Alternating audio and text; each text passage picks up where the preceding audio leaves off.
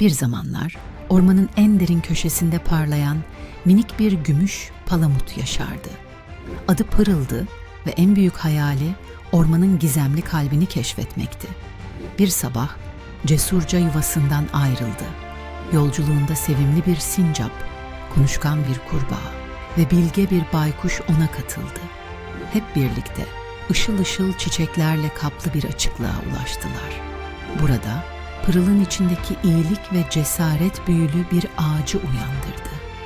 O andan sonra ormandaki tüm canlılar Pırıl'ın macerasını nesiller boyu anlattı.